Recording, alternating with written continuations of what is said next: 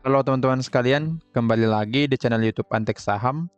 Pada video kali ini saya akan membagikan analisa 5 saham, yaitu saham BRIS, AMMN, Brand, BRPT, dan PTRO untuk tanggal 1 sampai 5 Juli ya.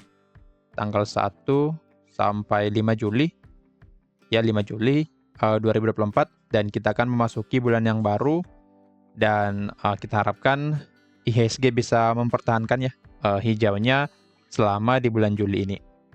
Sebelum masuk ke analisanya, saya izin menginfokan kalau Antek Saham memiliki channel Telegram gratis. Jadi bagi teman-teman yang belum join ke Telegram kita, boleh nanti join ke Telegram tersebut karena teman-teman akan mendapatkan banyak benefit secara gratis. Dan juga Antek Saham memiliki membership yang premium. Jadi bagi yang ingin join ke premium boleh nanti join atau menghubungi saya melalui link yang ada di deskripsi. Antek Saham juga memberikan pilihan bisa join menjadi pelanggan YouTube Antek Saham. Jika ingin gabung boleh nanti join di situ dengan benefit yang cukup banyak, ya seperti mendapatkan saham menarik ya setiap minggunya, kemudian mendapatkan konten eksklusif dari Antek Saham. Supaya mempersingkat waktu, boleh nanti dicek di Telegram kita atau langsung bertanya kepada saya melalui link yang ada di deskripsi. Oke, sekarang kita langsung ke analisanya. Untuk yang pertama kita mulai dari BRIS ya, atau BRIS. Untuk BRIS boleh kita lihat akhirnya BRIS bisa breakout area supply kita dan mulai mendekati area target di 2640, dan boleh kita lihat memang pergerakannya tidak langsung break ya, tapi secara perlahan seperti ini membuat harga high, harga low, harga high, harga low, harga high. Jadi untuk BRIS berpotensi naik lagi ke area resisten. Ada dua buah resisten di sini, saya buatkan dua buah resisten. Ini saya hapus dulu ya. Analisa di minggu yang lalu, ada dua resisten di sini. Yang pertama 2640, kemudian satu lagi di sini, yaitu di 2670. Jadi untuk BRIS akan naik ke sini, naik ke area ini. Lalu nanti area ini menjadi penentuan. Jika bisa di breakout, maka BRIS akan naik ke resisten selanjutnya di sini 2730 sampai 2800. Akan tetapi jika tidak mampu di breakout, maka BRIS akan turun ke area demand yang di sini, area demand 2840 sampai 2480 sampai 2550. Nah, maka dari itu perlu memperhatikan satu area pada BRIS yaitu di 2670. Jika bisa di breakout, maka BRIS akan lanjut bergerak naik, tetapi jika belum, maka BRIS akan koreksi dulu ke area 2480 sampai 2550. Nah, sekarang kita cek dulu broker summary dari BRIS. Harusnya akumulasi. Oke, terlihat jelas ya di sini. Ada akum yang cukup besar, konsisten mulai dari tanggal 7 Juni. 7 Juni berarti dari bawah ya. Ya, dari sini dari bawah sudah diakum sampai ke atas di sini. Dan memang BRIS sudah naik sekitar dari low-nya 25% ya. Jadi ada potensi nanti koreksi dulu pada BRIS sebelum melanjutkan kenaikannya. Oke, untuk BRIS secara di hari Jumat kemarin ada akum yang cukup besar dari AK, ZP, dan BK. Secara mingguan, satu minggu terakhir AK juga yang akum ya. Dan yang jual ODNI dan PD. Secara bulanan kita cek dari tanggal 31 Mei. Oke, AK masih akum, KZ dan LG, dan yang jual masih sama PD, ZP, dan OD. Jadi memang akumulasi pada BRIS masih sangat bagus. Average dari AK 2457, 2457, kita cek sih. Kira-kira di sini, kira-kira di area demand. Jadi ada potensi pada BRIS akan turun dulu ke area demand sebelum nanti melanjutkan kenaikannya. Untuk area demand-nya kita buatkan yang baru ya, karena di sini saya melihat ada sebuah area yang menarik di sini. Jadi secara akum sangat bagus ya pada BRIS. Tapi secara teknikal karena sudah mendekati area supply atau area resisten, maka ada potensi pada BRIS akan koreksi dulu. Nah, di sini saya buatkan area demand yang baru. Boleh nanti teman-teman lihat ya di sini. Oke, jadi untuk BRIS jika belum bisa breakout resisten 2670, maka akan cenderung koreksi dulu ya ke area demand-nya. Jadi pantau resisten di 2670 yang menjadi area krusial pada BRIS. Jika di breakout maka akan lanjut naik, tapi jika belum maka BRIS akan koreksi dulu. Oke, jadi boleh pantau area tersebut.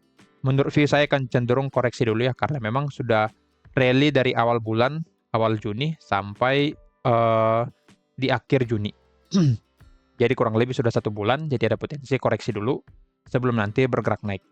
Oke, lanjut ke saham yang kedua ada Aman Mineral Aman Mineral Internasional atau AMMN. Boleh kita lihat di sini dia mampu rebound-nya setelah mencapai area demand dan naik hampir mencapai 12.200, tapi berhasil turun lagi ya di sini. Turun lagi dan berpotensi masuk lagi ke area demand-nya. Oke, di sini untuk Aman potensi turun lagi ya ke area demand 10.500 sampai 10.950. Jadi lebih cenderung akan turun ke sini dulu, turun ke area demand, lalu dia potensi naik lagi ke area resisten di 11.600 sampai 11.725. Jadi untuk Aman, view saya akan cenderung turun dulu, lalu nanti bisa sideways dulu ya. Bisa sideways sebelum nanti menentukan arahnya seperti analisa minggu yang lalu. Jika dia breakdown demand, maka akan turun ke demand selanjutnya di area 9.400 sampai 9.800. Tetapi jika ada rejection, maka Aman akan naik lagi ke area 11.600 sampai 11.725. Nah, sekarang kita cek dulu untuk broker summary dari Aman. Oke, terlihat secara bulanan ya, ada akum dari AK. Kita cek dulu di tanggal 28. Oke, volumenya cenderung kecil ya di sini. Ada akum dari CC yang sebelumnya CC jualan ya. CC jualan cukup banyak pada saat di sini dan sekarang mulai akum kembali. Kita cek secara mingguan. Oke, AK beli dan yang jual BK dan memang akumulasinya cukup besar ya.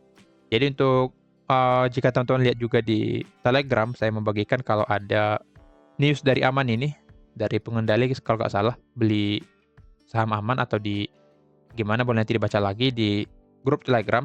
Tapi secara broker summary saya tidak terlalu perhatikannya untuk Aman, saya lebih ke teknikalnya. Karena memang ada dari pengendalinya yang beli cukup banyak untuk saham Aman ini, jadi boleh kita lihat di tanggal 26 dia naik ya sekitar 10%. Setelah keluar news, dia naik hampir 10% dan sekarang mampu dibalikan lagi hampir ke area demand-nya. Jadi untuk Aman, potensi sideways dulu. Potensi sideways di area demand dan juga resisten di 11.725. Jadi untuk Aman, akan turun dulu ke area demand, lalu naik ke area resisten 11.725. Tetapi jika breakdown demand 10.500 maka akan turun ke area demand selanjutnya 9.475 sampai 9.800. Jadi perhatikan satu area saja, area demand yang di sini. Area demand yang ini. Kemudian area resisten yang di sini. Untuk lanjut bergerak naik maka harus bisa breakout dulu resisten di 11.725. Jadi untuk valid naik, sini saya sebutkan ya. Valid naik harus break 11.725. Oke, jadi pantau area ini, area resisten, kemudian area demand-nya pada saham Aman. Seperti yang tadi, view saya akan turun dulu sebelum dia bergerak naik ke area resisten yang tadi. Lanjut ke saham yang ketiga ada Brand. Oke, Brand cukup bagus ya. Jika kita lihat dari sini, dari low-nya di tanggal 10 Juni dia sudah naik. Kita cek dulu ya. Jika kita lihat di sini naik 83% ya. Jadi yang beli dari bawah sudah kenyang ya, hampir arah. Untuk arah, jika kita cek dari low, jika teman-teman ada yang hold, maka arahnya harus di harga 11.000. Jadi jika naik sampai 11.000, maka teman-teman yang hold dari bawah sudah sudah beggar maksud saya beggar di Brand ini. Dan view saya kan seperti itu. Untuk Brand akan cenderung naik karena sudah break area supply 9.300 sampai 9.875. Jadi untuk Brand potensi ya lanjut bergerak naik ke area di sini saya buatkan 10.450, kemudian 10.975 atau kita buatkan saja 11.000 ya. 11.000 saja yang menjadi angka psikologis secara teknikalnya. Jika kita cek lagi di time frame yang lebih rendah, nah di sini masih kuat naik ya. Masih kuat naik secara 15 menit. Nah di sini juga sudah break resisten yang di sini. break resistance 9.900, jadi potensi melanjutkan kenaikannya. Jadi untuk Brent sangat potensi naik selama bisa bertahan di atas area demand. Di sini saya buatkan sebuah area demand yang areanya cukup kecil ya. Saya buatkan 1 jam lagi. Nah, di sini. Saya buatkan area yang lebih kecil untuk area demand-nya di saham Brent. Oke, saya buatkan dulu ya. Sampai 9.500. Oke, jadi untuk Brent selama bisa bertahan di atas area demand ini, maka potensi untuk naik sangat kuat ya. Secara broker summary kita cek dulu Brent. Terlihat secara mingguan ada distribusi dari DP. Di sini DP jualan diikuti dengan YUKZ. Dan yang beli masih AK dan BK ya. Yang sebelumnya juga sempat akum yang akum Brent dari bawah ini yaitu AK dan BK. Dan sekarang akum lagi kemungkinan dari bawah. Jika kita cek dari bulanan, terlihat DX memang yang menjadi beli ya di tanggal 10 Juni diikuti dengan AKCC, dan yang jual DP, YU, dan BK di sini jualannya. Jadi memang secara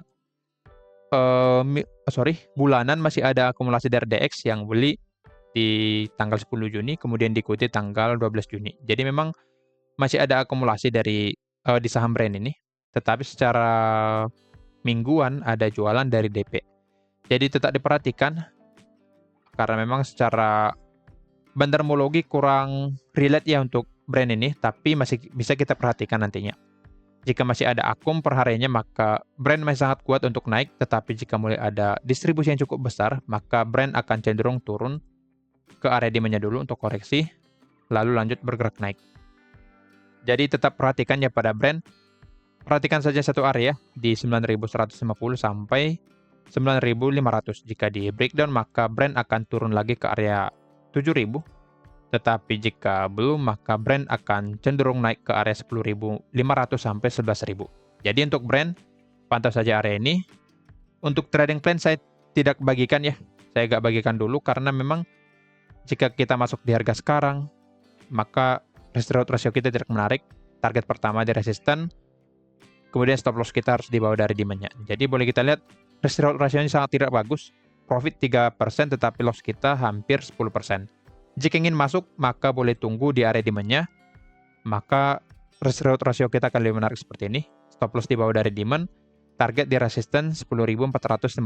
Boleh kita lihat potensi profit 10%, sedangkan potensi loss 6,32%. Jadi jika ingin masuk pada Brent, tunggu dia turun dulu ke area demand, lalu tunggu lagi konfirmasi. Jika ada konfirmasi, maka boleh masuk pada Brent. Tapi menurut saya lebih cenderung naik dulu ya. Cenderung naik dulu sebelum nanti dia koreksi ke area demand-nya. Oke? Jadi jika ingin masuk pada Brent, boleh masuk scalping saja 2-3%, dan dengan target akhir di area 10.500 atau 10.450 sampai 11.000. Jadi pantau saja untuk Brent secara jangka pendek dia harus bisa bertahan di atas support 9850. Jika support ini di breakdown, maka Brent akan turun ke area demand yang tadi. Tetapi jika belum, maka Brent akan naik lagi ke area target yang tadi 10.450 sampai 11.000. Oke. Lanjut ke saham yang keempat, ada BRPT. Saya buat dulu ke daily. BRPT cukup bagus ya. Walaupun trading plan kita belum hit di sini, tapi dia mampu naik ke area supply di 995 sampai 1010. Dan boleh kita lihat setelah mencapai supply ini, mulai ada rejection ya pada BRPT. Jadi ada potensi pada BRPT ini akan koreksi dulu sebelum dia bergerak naik kembali. Oke, jadi untuk trading plan-nya kita geser dulu ya di sini. Untuk BRPT boleh kita lihat lagi di sini, fokus lagi ke area yang di sini. Belum mampu di breakout ya untuk supply-nya. Nah, maka dari itu untuk BRPT akan cenderung koreksi dulu. Kita cek time frame 1 jam. Di sini sudah mulai ada koreksi ya, atau candle reject. Jadi ada potensi pada BRPT akan turun lagi ke area demand. Area demand di sini. Tetapi jika bisa breakout area supply, maka BRPT akan naik ke area supply kuat di 1055 sampai 1115. Jadi untuk BRPT pantau area supply saja Jika di breakout, maka boleh buy on breakout dengan target di area supply. Tetapi jika belum di breakout, maka jika sudah masuk sebelumnya, maka wajib take profit dulu ya, karena BRPT akan turun ke area demand 870 sampai 905. Oke, kita cek dulu broker summary pada BRPT. Oke, ada akum ya secara mingguan. Ada akum dari BB, BKPD, dan yang jual ZP, CC, dan PO. Perlu diperhatikan kalau ZP ini sebelumnya sudah akum ya dari awal tahun, dari tanggal 10 Januari di sini sudah akum. Jadi kemungkinan ZP sudah mulai take profit di BRPT. Jika kita cek secara bulanan, BBRX, PD yang akum, dan yang jual AKBK. Memang AK dan BK ini distribusi cukup besar ya pada BRPT. Jadi tetap diperhatikan apabila kedua broker ini masih cenderung jualan. Dan boleh kita lihat di hari Jumat, AK mulai masuk kembali ya. Tapi BK masuk kembali ya, tapi dengan volume yang tidak terlalu besar. Jadi memang ada akumulasi secara mingguan dan juga harian pada BRPT. Jadi ada potensi pada BRPT breakout area supply, tapi jika ingin masuk kita tunggu konfirmasi selanjutnya. Jadi jika ingin masuk pada BRPT, tunggu breakout area supply. Seperti yang tadi secara broker summary, ada akumulasi, maka sebenarnya BRPT berpotensi breakout area supply ini. Nah, dengan seperti itu kita boleh bagikan trading plan-nya, atau kita boleh buatkan trading plan pada BRPT dengan catatan tunggu dia breakout, buy on breakout, stop loss di sini, take profit di sini. Oke, take profit di area supply ya. Oke, saya buatkan take profit di 1085 di area resisten, kemudian stop loss di bawah dari support 965. Oke, jadi untuk trading plan yang di bawah kita singkirkan dulu, karena untuk BRPT lebih dekat ke area supply-nya, dan berpotensi sebenarnya untuk BRPT ini akan break area supply ya. Break area supply, jika bisa di breakout, maka trading plan kita akan aktif dan BRPT akan naik ke area target kita di 1085. Sini saya buatkan trading plan-nya, buy on breakout, entry-nya di 1020,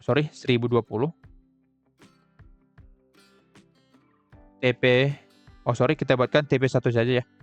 TP-nya di 1085, SL di 955. Oke, jadi untuk BRPT jika ingin masuk, tunggu dia bisa breakout dulu area supply. Jika sudah di breakout, maka boleh menggunakan trading plan ini dengan target di 1085 dan stop loss di 955. Oke, view saya akan cenderung jika melihat akumulasi yang tadi, jika AK masih konsisten akum, maka BRPT akan break area supply-nya. Oke, tetap perhatikan area ini untuk mencari area entry yang bagus nanti untuk BRPT. Lanjut ke saham yang terakhir, ada PTRO. Oke, untuk PTRO boleh kita lihat sangat bagus ya. Dia bisa rebound di area demand kita. Tepat setelah mencapai 7.725 dia langsung bergerak naik. Jadi area ini cukup kuat ya pada PTRO. Jadi untuk PTRO, karena sekarang sudah mampu reject ya di area demand, maka cenderung untuk bergerak naik. Dan di sini saya menggambarkan sebuah trendline sebagai valid. Kita cek time frame yang lebih kecil. Di sini resisten trendline yang berwarna biru sudah di breakout, tapi di time frame 4 jamnya mulai ada rejection ya. Jadi ada potensi pada PTRO akan turun dulu sebelum nanti bergerak naik kembali.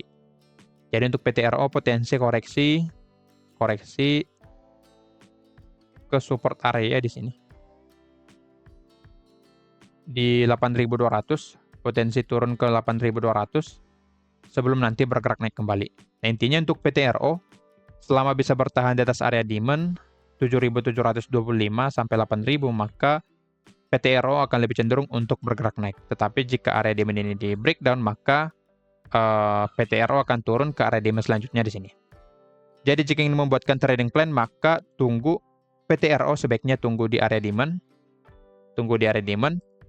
Lalu stop loss di bawah dari demand-nya dengan target pertama di resisten 8.700 atau resisten terdekat di sini. Kita buatkan di 8.450. Sorry, 8.450. Jadi untuk PTRO, saya buatkan trading plan-nya di sini. Jika kita membuatkan targetnya di 8425, kita mendapatkan risk reward ratio 1 banding 1,2, potensi profit 5,63%, dan potensi loss 4,69%. Target keduanya di sini 8.700, potensi profit kita 8,75%. Jadi sangat menarik untuk PTRO jika kita bisa buy di area demand-nya. Oke, jadi untuk PTRO kita tunggu ya di area demand untuk mendapatkan risk reward ratio yang lebih menarik untuk 1 minggu ke depan. Nah, sekarang kita cek dulu untuk broker summary dari PTRO apakah ada akumulasi. Di hari Jumat ada akumulasi dari ZP dan diikuti broker yang lainnya.